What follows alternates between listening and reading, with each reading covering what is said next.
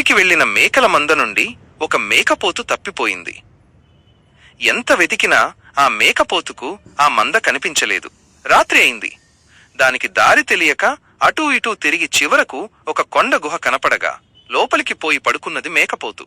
కొంతసేపటికి ఆ గుహలో నివసించే సింహం తన నివాస స్థలానికి వచ్చి తన గృహలో పడుకున్న మరో జంతువును చూసింది.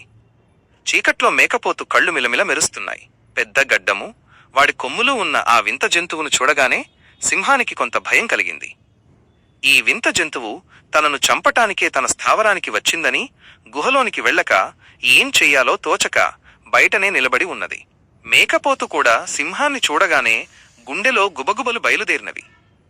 సింహం కూడా తనను చూచి భయపడినదని గమనించినది మేకపోతు. భయాన్ని బయటికి కనబడకుండా ప్రాణాలను గుప్పిట్లో పెట్టుకుని అందులోనే ఉండిపోయింది. సింహం బారి నుండి ఎలా తప్పించుకోవాలని ఆలోచిస్తూ ఉండిపోయింది.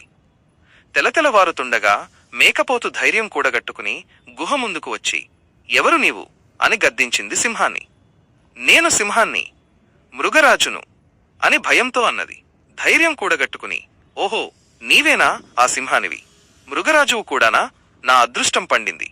వెతకబోయినది కాలికి తగిలినట్లు నీ కొరకే వెతుకుతున్నాను. 1000 ఏనుగులను, లెక్కలేనన్ని పులులను చంపాను తెలుసా?